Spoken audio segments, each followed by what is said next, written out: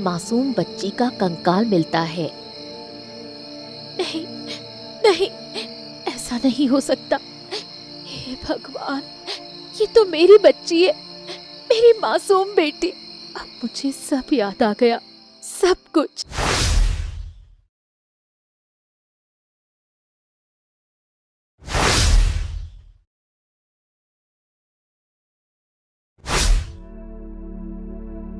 सुनसान रात में दिव्या नाम की लड़की सो रही थी।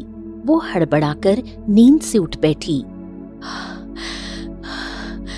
ऐसा नहीं हो सकता, कोई तो है बाहर, मुझे देखना होगा। सब लोग सो रहे हैं, चुपके से देख लेती हूँ। फिर दिव्या घर से बाहर निकलती है। तभी अंधेरे से एक व्यक्ति आता है और दिव्या की आंखें बंद करके उसे घनी झाड़ियों के बीच से तालाब के किनारे लेकर चला जाता है। कौन है? कौन है? सामने आओ। अरे मैं हूँ, मैं। तुम जानती तो हो मुझे, कैसे कर रही हो? तुम इस वक्त यहाँ क्या कर रहे हो? अगर मेरे परिवार वालों ने देख लिया तो पता नहीं क्या कर बैठेंगे। क्या है ना कि 2 दिनों से मैंने तुम्हें देखा नहीं है, और तुम जानती हो ना दिव्या, मैं तुमसे कितना ज्यादा प्रेम करता हूँ। अगर एक भी दिन तुमसे ना मिलूं ना, सही बताऊं मेरी जान निकल जाती है। तुम क्या बताऊं, तुम क्यों नहीं मिलती हो मुझसे?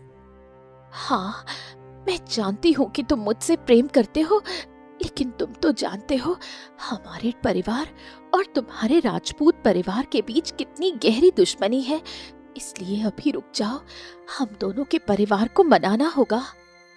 अरे तुम ये कैसी बातें कर रही हो? हमारे परिवार वाले कभी नहीं मानने वाले। सूरज पश्चिम से उग जाए तो उग जाए, लेकिन हमारे परिवार वाले ना ना ना ना। दोनों के बीच सदियों से नफरत है। लेकिन दिव्या देखो, मैं तुम्हें चाहता हूं, और तुम्हारे लिए मैं तुम्हारे पिताजी के पैर भी पकड़ने के लिए तैयार हूं। बस मैं किसी भी तरह से तुम्हें अपनी दुल्हन बनाकर ले जाना चाहता हूं। मुझे तुम पर पूरा यकीन है कि तुम मेरे लिए कुछ भी कर सकते हो। दोनों प्यार भरी बातें करते हैं और पूरी रात वहीं बातें करते करते सो जाते हैं।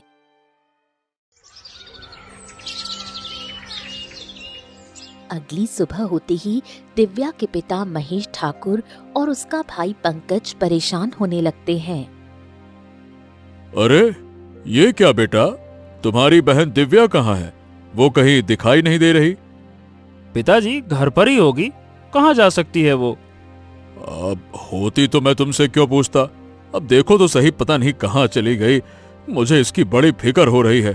तुम जानते तो हो, वो मेरी आंखों से दूर जाती है, मुझे बड़ी हड़बड़ाहट होने लगती है, चिंता होने लगती है। अरे देखो ना कहाँ चली गई। अच्छा ठीक है पिताजी, मैं अभी देखता हूँ। दोनों आसपास ढूंढते हैं, तभी दिव्या आ जाती है। आइए आइए आइए। कहाँ चली गई थी राजकुमारी जी? अरे भाई, हम आपको ढूंढ ढूंढ कर कितना परेशान हो गए थे। क्या करती हो, बता कर तो जाया करो। कुछ नहीं पिताजी, बस सवेरे उठ गई थी तो थोड़ा जंगल घूमने चली गई थी ताकि ताजी हवा मिल सके। हाँ ठीक है बहन, टहलना अच्छी बात है, लेकिन भाई थोड़ा बता कर तो जाया करो, नहीं तो हम लोगों को बहुत फिक्र होती है कि कहीं हमारे दुश्मन तुम्हारे साथ कुछ गलत ना कर दें। समझ रही हो? ठीक है, गलती हो गई, अगली बार से ऐसा नहीं करूंगी। फिर दिव्या घर के अंदर चली गई।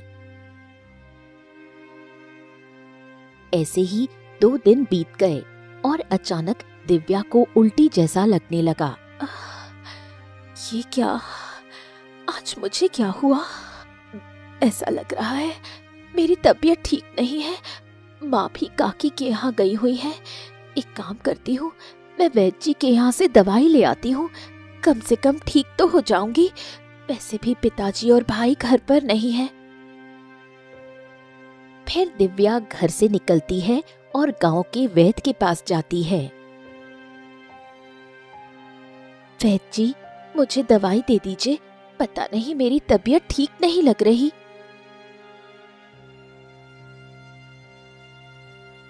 जैसे ही वैद्य दिव्या की नब्ज टटोलता है, वो अचानक अवाक रह जाता है।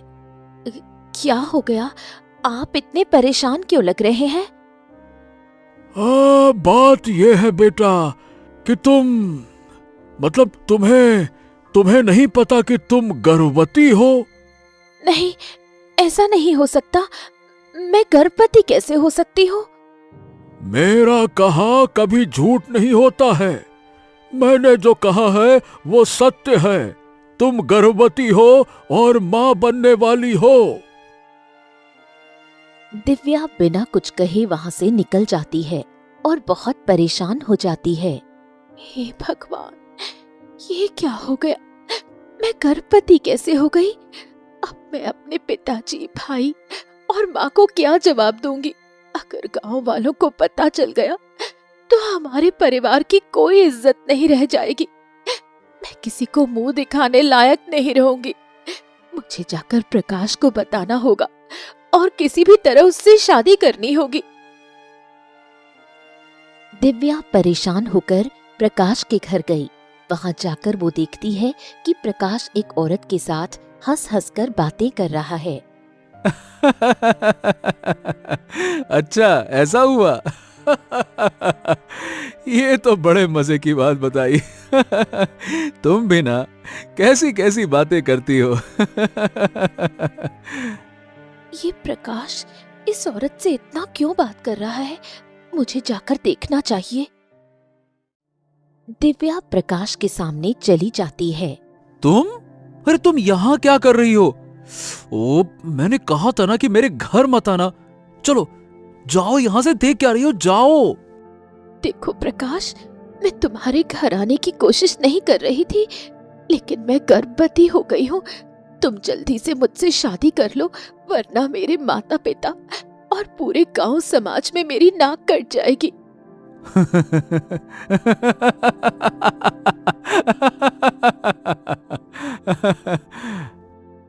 तुम इतनी जोर से हंस क्यों रहे हो? और ये औरत कौन है जिससे तुम इतनी मीठी मीठी बातें कर रहे थे? ये औरत, तुम्हें बताओ ये औरत कौन है? ये मेरी पत्नी है। सुंदर है ना, है ना? और तुम्हें पता है, मेरी शादी तो साल भर पहले हो चुकी है।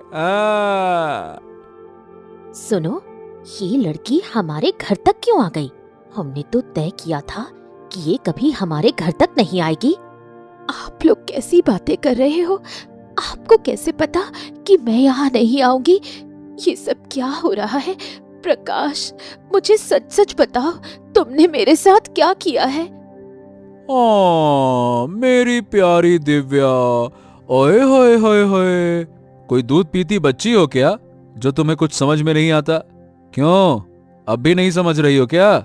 ये मेरी पत्नी है और मेरी शादी ना साल भर पहले हो चुकी थी।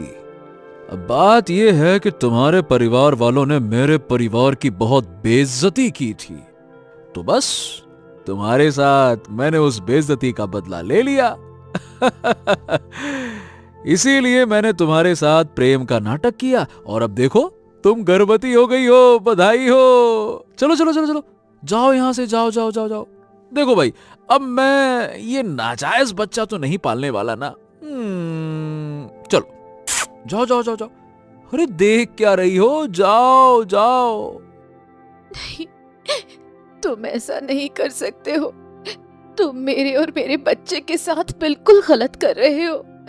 शोभा, तुम तो एक औरत हो, तुम ही इसे समझाओ ना। मैं क्या समझाऊं? मैं भी इसमें शामिल थी। ये मेरा भी षड्यंत्र था। मैं भी चाहती थी कि तुम्हारे परिवार वालों से बदला लिया जाए, इसलिए हम सब ने मिलकर ये सब रचा था। नहीं, तुम लोग ऐसा नहीं कर सकते। भगवान के लिए मुझे अपना लो। मैं कहाँ जाऊंगी?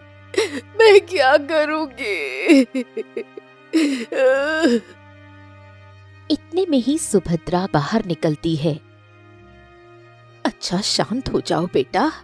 ठीक है दिव्या, मैं तुम्हें अपनी बहू के रूप में अपनाने के लिए तैयार हूँ और मेरा बेटा भी तुम्हें पत्नी का दर्जा दे सकता है। चुप हो जा बेटा, मैं तुमसे बड़ी हूँ और मुझे अच्छी तरह पता है क्या करना चाहिए और क्या नहीं। माँ, ये कैसी बातें कर रही हो तुम? भला ये तो हम लोगों ने फैसला ही नहीं किया था कि मैं इसको अपने घर में रखूंगा। नहीं नहीं नहीं नहीं, नहीं, मैं नहीं रखने वाला। माँ जी, आप ऐसा कैसे कर सकती हैं? ठीक है, बताइए मुझे क्या करना होगा। मैं आपकी बहू बनना चाहती हूँ। मैं अपने पिताजी की नाक नहीं कटवाना चाहती।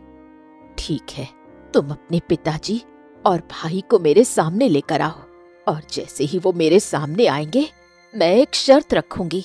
अगर वो पूरा कर देंगे तो मैं तुम्हें अपने घर की बहू भी बना लूंगी और तुम्हारे बच्चे और तुम्हारे पूरे परिवार को वही मान सम्मान मिलेगा जो उन्हें हमेशा मिलता रहा है। ठीक है, मैं अभी अपने पिताजी को लेकर आती हूँ। फिर दिव्या परेशान होकर वहां से निकल गई। ओ माँ, क्या क्या कर रही हो ये? अरे आप तो जानती हो कि हमारा षड्यंत्र सिर्फ उसे गर्भवती करके छोड़ने का था। फिर ये नया खेल क्या खेल रही हो? क्या कर रही हो? बेटा शांत हो जा। जिन लोगों ने हमारे परिवार की बेइज्जती की थी, सिर्फ इतना करने से वो बेइज्जती शांत नहीं होगी। मुझे अभी और कुछ करना है और तुम्हारे पिता की आत्मा को शांति दिलानी है। हाँ, मेरी चालबाज माँ। समझ गया समझ गया। आप क्या सोच रही हो मैं बड़े अच्छे से समझ गया। आप उन लोगों को और ज्यादा जलील करना चाहती हो, है ना, है ना, है ना? हाँ बेटा, बस तुम अब देखते जाओ मैं क्या करती हूँ। वहीं दूसरी तरफ दिव्या पूरी तरह परेशान होकर अपने घर की ओर चली गई। और मेरी राजकुमारी, बता बेटी क्या हो गया? ये तुम इतनी परेशान क्यों दिख रही हो? क्या बात है? पिताजी, मैं किसी और से प्रेम करती हूँ और मैं उससे शादी करना चाहती हूँ। अरे वाह वाह वाह वाह वाह, ये तो बड़ी खुशी की बात है। देख बहन, शादी हमेशा अपनी पसंद से ही करनी चाहिए। हम लोगों की इसमें कोई आपत्ति नहीं है। बताओ बताओ, किससे प्रेम करती हो? हाँ बेटी, बताओ तुम किससे प्रेम करती हो? हम खुशी खुशी तुम्हारी शादी उससे कर देंगे। हाँ हाँ बेटी, इसमें डरने वाली क्या बात है? प्रेम तो प्रेम है। बता, कौन है वो खुशनसीब? बता। ठीक है, तो आप दोनों मेरे साथ चलिए। मैं आप दोनों को खुद उसके घर ले चलती हूँ। हाँ हाँ, तो ठीक है, चलो चलते हैं। फिर पंकज और महेंद्र ठाकुर दिव्या के पीछे पीछे चलने लगे। जैसे ही दिव्या प्रकाश के घर पहुंची। ये क्या बेटी, ये तुम हमें कहाँ लेकर आई हो? ये तो हमारे दुश्मन का घर है। चलो चलो यहाँ से चलो। इतने में सुभद्रा, प्रकाश और शोभा तीनों घर से बाहर आ गए। पिताजी, मैं प्रकाश से प्रेम करती हूँ और मैं इसके बच्चे की माँ बनने वाली हूँ, इसलिए मैं इसी से शादी करना चाहती हूँ। ये तुम कैसी बातें कर रही हो बेटी? ये तुमने क्या कर दिया? तुम्हारा दिमाग तो ठीक है? ये हमारे इतने बरसों के पुराने दुश्मन हैं। मैं दुश्मनों के घर अपनी बेटी नहीं ब्याहता, समझ गई? मैं कभी तुम्हारी शादी यहाँ नहीं करने वाला। चलो यहाँ से चलो। हाँ बहन, पिताजी बिल्कुल ठीक करें। हमें दुश्मनों के घर में रिश्ता कभी नहीं करना चाहिए। चलो। तुम अपनी बेटी को लेकर कहाँ जाओगे महेंद्र ठाकुर? तुम्हारी बेटी तो गर्भवती है। जैसे ही गांव जाएगी, लोग तुम्हारी इज्जत पर थूकेंगे, तुम्हारी बेटी के चरित्र पर उंगली उठेगी। सोच लो, तुम्हारी दुश्मनी से बढ़कर तुम्हारी बेटी की इज्जत मायने रखती है। हाँ, ये ठीक कह रही है। अगर मैं अपनी गर्भवती बेटी को ले गया तो कोई इससे शादी नहीं करेगा और मेरी इज्जत चली जाएगी। अरे जाओ जाओ जाओ, तुम्हें जो कहना है कहो, पर मैं अपनी बहन को तुम्हारे घर में नहीं देने वाला। बात करती हो? ठीक है, मैं अपनी बेटी की शादी तुम्हारे बेटे से करने को तैयार हूं, लेकिन ये तो बताओ, वो तो पहले से ही शादीशुदा है। तो क्या हुआ, शादीशुदा है, फिर भी मैं तुम्हारी बेटी को अपने घर की बहू बना लूंगी और उसे पूरा मान सम्मान दूंगी, लेकिन उसके लिए तुम्हें मेरी एक शर्त माननी होगी। मैं अपनी बेटी का घर बसाने के लिए कुछ भी करने को तैयार हूं। बताओ हमें क्या करना होगा। तुम्हें पूरे गांव में जाकर हर घर से एक एक रोटी मांगनी होगी और वो रोटी मुझे लाकर देनी होगी, तभी मैं तुम्हारी बेटी को बहू बनाऊंगी। अरे तुम्हारी हिम्मत कैसे हुई ऐसा कहने की, हैं? तुम्हें क्या लगता है कि मेरे पिताजी पूरे गांव से रोटी मांगेंगे? ऐसा कभी नहीं हो सकता। सोच लो, अगर अपनी बेटी का घर बसाना चाहते हो तो ये करना ही पड़ेगा। हाँ, ठीक है। अगर इससे मेरी बेटी का घर बसता है तो मैं पूरे गांव में जाकर रोटी मांगने को तैयार हूं। ठीक है। नहीं पिताजी, आप ऐसा मत कीजिए। लेकिन महेंद्र ठाकुर वहां से निकल पड़ता है और एक गांव वाले के पास जाता है। रोटी दे दो, रोटी दे दो। भाई साहब, अगर एक रोटी हो तो दे दीजिए। अरे, आप तो महेंद्र ठाकुर हैं। अरे दादा रे दादा, गांव के सबसे अमीर आदमी आप ही तो देने वाले हैं, दानवीर हैं, धनवान हैं, और आप ही रोटी मांग रहे हैं। ऐसा क्या हो गया ठाकुर साहब? अभी इन सब बातों का वक्त नहीं है, मुझे बस रोटी चाहिए। हाँ, जरूर कुछ हुआ है जो ठाकुर होकर भी भिखारी की तरह रोटी मांग रहा है। गांव वाले उसकी निंदा करने लगते हैं, फिर भी महेंद्र ठाकुर पूरे गांव से रोटी मांगकर सुभद्रा के पास आता है। हाँ, ये लो, शर्त के मुताबिक मैंने पूरे गांव से रोटी मांग मांग कर ला दी है। लो, ला दिया मैंने, जैसा तुमने कहा था। अब मेरी बेटी को बहू के रूप में स्वीकार करो। ठीक है, तुमने अपना वचन पूरा किया। मैं तुम्हारी बेटी को बहू बनाने को तैयार हूं। महेंद्र ठाकुर और पंकज सिर झुकाकर वहां से चले गए। सुभद्रा दिव्या को घर के अंदर ले गई। पिताजी ने मेरा घर बसाने के लिए कितना अपमान सहा, ये सब मेरी वजह से हुआ, लेकिन अब मेरा घर बस गया, मुझे बहू का दर्जा मिल गया और मेरे बच्चे को पिता का नाम मिलेगा।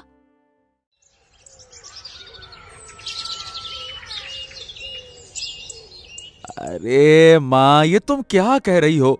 देखो, सीधी सी बात है, मुझे उस आफत को अपने पास रखना ही नहीं है। हाँ बेटा, मैंने ये सब किया, लेकिन उसकी बेटी मुझे बर्दाश्त नहीं होती। उसे देखती हूँ तो अपने पति की याद आ जाती है। हाँ, याद तो मुझे भी आती है पिताजी की। तो फिर देर किस बात की? आज रात ही उसे जान से मार देते हैं। लेकिन वो गर्भवती है, कम से कम बच्चा होने दो, उसके बाद हम उसको और उसके बच्चे दोनों को एक साथ मार देंगे। हाँ, ये ठीक रहेगा।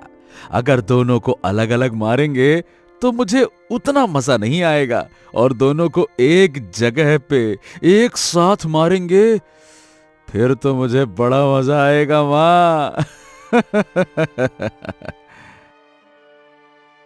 फिर ऐसे ही थोड़ा वक्त बीतता है और देखते ही देखते दिव्या एक बेटी को जन्म देती है। मेरी बेटी कितनी सुंदर लग रही है, बिल्कुल परी जैसी है। तभी प्रकाश, शोभा और सुभद्रा तीनों वहां आ जाते हैं। देखो प्रकाश, हमारी बेटी कितनी सुंदर है। हाँ, दिखाओ दिखाओ दिखाओ। ये हमारी बेटी है। बिटिया। लेकिन तू अब इस दुनिया में नहीं रहेगी। माँ, अपना काम करो और जल्दी से इस बच्चे को जान से मार दो, और दिव्या को भी। भगवान के लिए ऐसा मत करो, मेरी बेटी को छोड़ दो। भगवान के लिए ऐसा मत करो। मुझे क्यों मार रहे हो? मुझे कुछ मत करना। मैंने तुम्हें इतने दिनों तक इसलिए बख्श दिया क्योंकि तुम बच्ची को जन्म दे सको, और अब तुम्हारी आंखों के सामने मैं इस बच्ची को मारूंगी, तभी मेरी आत्मा को शांति मिलेगी। मेरे पति की आत्मा जो इतने दिनों से तड़प रही होगी, उसे सुकून मिलेगा। सुभद्रा उस मासूम बच्ची को जान से मार देती है।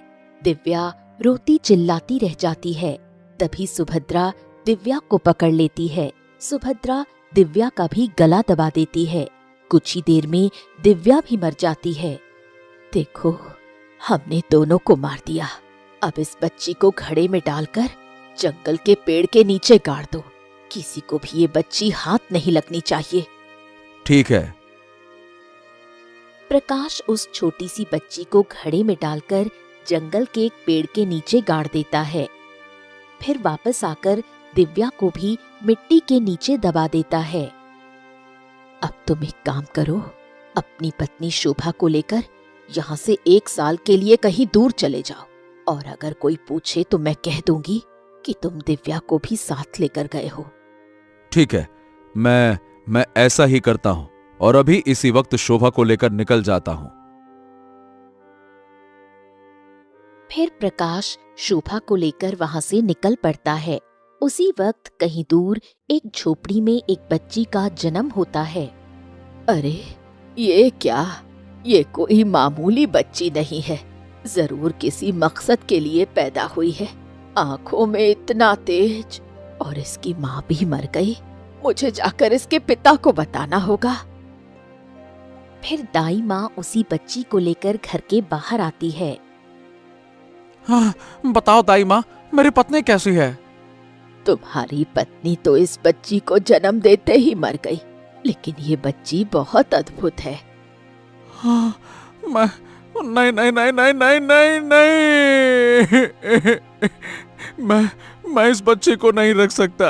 अरे जो मेरी पत्नी को खा गई, मेरी बेटी वो कभी नहीं हो सकती। इसने मेरी पत्नी को खा लिया, ये मेरी बेटी नहीं है, नहीं है।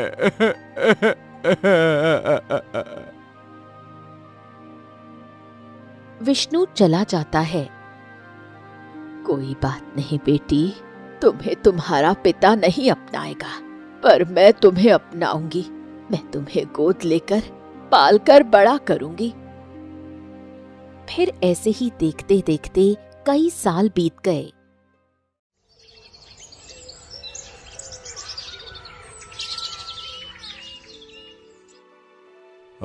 सुभद्रा बहन, मेरी बेटी कहाँ है? मेरी बेटी कहीं दिखाई नहीं दे रही, जबकि आपकी बड़ी बहू और आपका बेटा दिख रहा है। कहाँ है हमारी बेटी? ठाकुर, मैं तो बताना ही भूल गई। तुम्हारी बेटी ने बच्चे को जन्म देते हुए दम तोड़ दिया। अब तुम्हारी बेटी और उसका बच्चा दोनों ही इस दुनिया में नहीं है। क्या? नहीं नहीं नहीं नहीं नहीं नहीं नहीं नहीं, ऐसा नहीं हो सकता। हमारी बेटी हमें छोड़कर नहीं जा सकती है। नहीं नहीं। ये सुनते ही महेंद्र ठाकुर फूट फूट कर रोने लगा और घर चला गया। क्या हो गया पिताजी? आप बहुत परेशान लग रहे हैं, क्या बात है?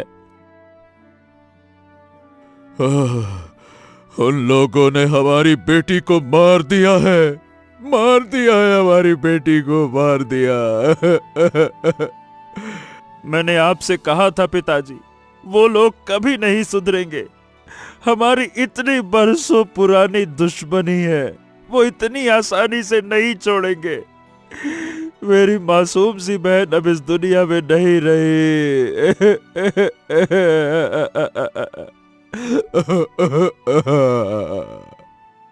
दोनों फूट फूट कर रोने लगे। ऐसे देखते ही देखते 18 साल बीत गए। वही छोटी सी बच्ची की दाई माँ उसे पाल पोस कर बड़ा कर देती है, और वही बच्ची राधा बन चुकी होती है और बिल्कुल दिव्या की तरह दिखने लगती है। लेकिन दाई माँ के मरने के बाद उसके घर की स्थिति बहुत ही खराब हो जाती है। हे भगवान, क्या करूं? माँ मुझे जन्म देते ही मर गई। अब दाई माँ भी इस दुनिया में नहीं रही। अब मैं क्या करूं? मुझे खाने के लिए कुछ तो करना पड़ेगा।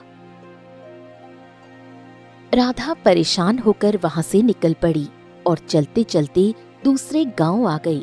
वहां एक गांव वाला राधा को देखते ही मन में सोचता है, अरे ये तो मुझे महेंद्र ठाकुर की बेटी जैसी लग रही है। मुझे ये बात ठाकुर साहब को बतानी होगी। फिर वो भागकर ठाकुर के पास जाता है। महेंद्र ठाकुर, महेंद्र ठाकुर! अरे ठाकुर साहब, दिव्या जैसी एक लड़की हमारे गांव में आई है।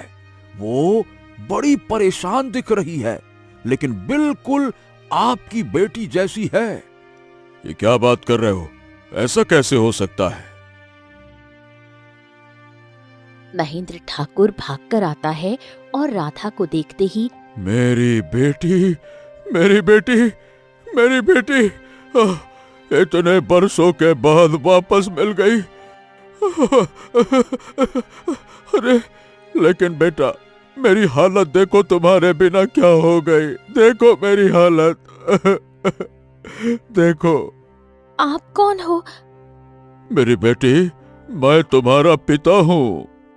नहीं, आप मेरे पिताजी नहीं हो। मेरे पिता ने मुझे बचपन में छोड़ दिया था। एक दाई माँ ने मुझे पाल पोस कर बड़ा किया और वो भी अब इस दुनिया में नहीं रही। मैं यहाँ मेहनत मजदूरी करने आई हूँ। तुम कुछ भी कहो, पर तुम मेरी बेटी हो। चलो मेरे साथ, चलो चलो, आजा आजा बेटा, आजा आजा। महेंद्र ठाकुर जबरदस्ती राधा का हाथ पकड़कर उसे घर ले गया। पंकज और निर्मला राधा को देखते ही उसके गले लग गए। मेरी बेटी, मेरी बेटी, मेरी बेटी पूरे 18 साल बाद मेरे पास आई। देखो हमारी हालत क्या हो गई तुम्हारे बिना।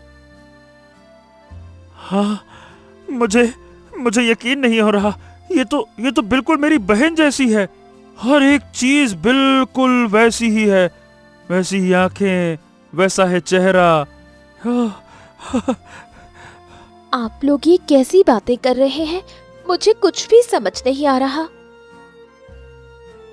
महेंद्र ठाकुर एक तस्वीर लाकर राधा के सामने रख देता है।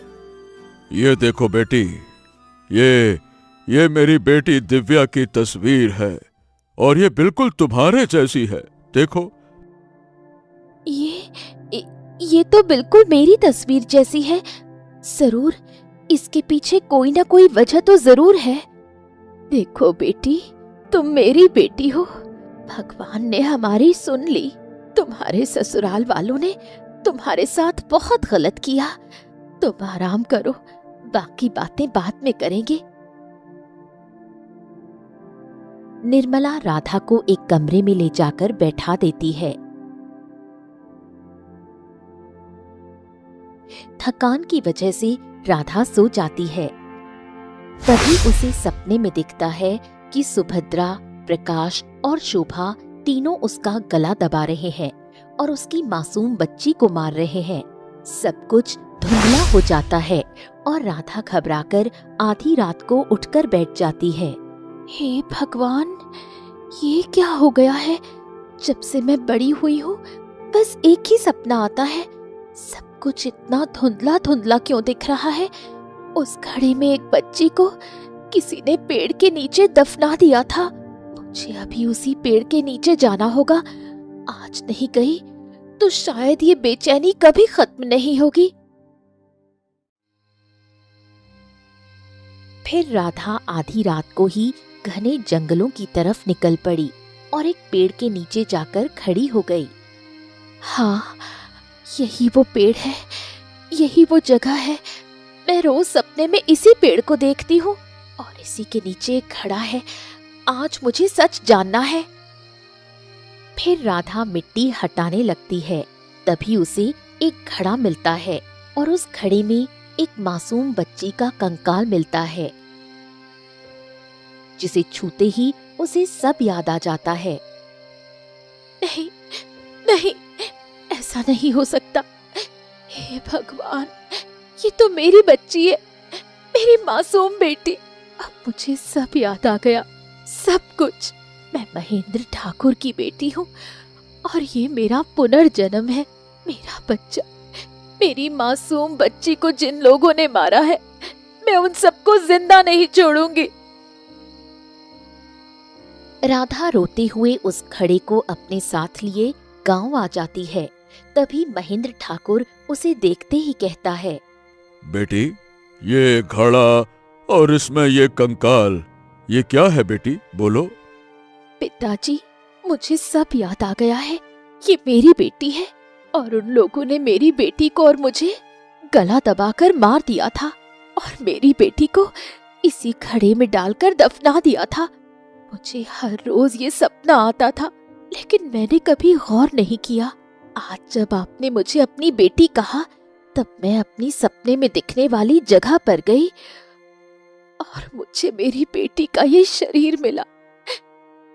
उन लोगों ने मेरे साथ और मेरी बच्ची के साथ बहुत गलत किया। मैं अब उन्हें जिंदा नहीं छोड़ूंगा राधा। तुम्हारी और मेरी बेटी के साथ इतना बड़ा अपराध किया। अरे देखो, कितनी मासूम थी, कितनी मासूम थी हमारी बिटिया, और ये रहा उसका कंकाल।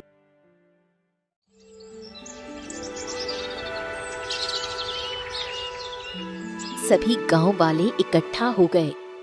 अरे भाई, ये तो बहुत ही अन्याय हुआ उन लोगों के साथ। अरे भाई, सच में भगवान कहते हैं कि माँ की ममता बहुत ही पवित्र और पुण्य होती है। और नहीं तो क्या, देखो, इस बच्चे की तड़प ने इस माँ को दोबारा जन्म लेने पर मजबूर कर दिया। यानी कि उन्होंने बहुत सारा बुरा काम किया होगा। चलो मिलकर इसकी सजा देते हैं। चलो चलो चलो चलो भाई, चलो। गुस्से में पूरे गांव वाले महेंद्र ठाकुर और राधा घड़ा लेकर सुभद्रा के घर पहुंचे। ये कैसे हो सकता है? कोई मरा हुआ इंसान जिंदा कैसे हो सकता है? ये तो बिल्कुल दिव्या जैसी लग रही है। माँ, मुझे भी ऐसा लगता है कि ये तो सचमुच भूत है। तुमने बहुत बड़ा अपराध किया। तुमने मेरी बेटी और मेरी नातिन को जान से मार दिया। देखो देखो, ये घड़ा देखो। इस घड़े में ये कंकाल देखकर तुम्हें याद आ ही गया होगा। क्यों? ये आपके पास कैसे आया? तुमने क्या सोचा था कि तुम मुझे मारकर और मेरी बच्ची को मारकर दफना दोगे तो तुम्हारा राज किसी को नहीं पता चलेगा? एक माँ की ममता ने मुझे दोबारा जन्म लेने पर मजबूर किया। तुमने मेरी बेटी के साथ जो किया, उसके पाप का हिसाब अब तुम्हें जरूर मिलेगा। मारो मारो इन्हें, जिन्होंने मासूम बच्ची को मारा। इन लोगों को जीने का कोई हक नहीं है। मारो! सभी गांव वाले मिलकर प्रकाश, सुभद्रा और शोभा को मारते हैं, जिससे प्रकाश, सुभद्रा और शोभा की वहीं पर मृत्यु हो जाती है। हाँ, चलो, अब बदला पूरा हुआ। ये तीनों मारे गए। मेरी बेटी, तुमने बहुत कष्ट झेले इन लोगों के चक्कर में। अब अपनी मासूम बेटी का अंतिम संस्कार कर दो। पिताजी, मुझे बहुत रोना आ रहा है। इस बच्ची के लिए आपने क्या क्या नहीं किया ताकि इसको पिता का हक मिले, लेकिन इन लोगों ने मेरी बच्ची को मार दिया। मुझे वो सब याद करके पल पल रोना आ रहा है। राधा अपनी मासूम बच्ची को मिट्टी में दफन कर देती है। मेरी बच्ची, जिन लोगों ने तुम्हें मारा उन्हें सजा मिल गई। अब तुम शांति से सो जाओ। तुम्हारी माँ हमेशा तुम्हें अपने दिल में जिंदा रखेगी।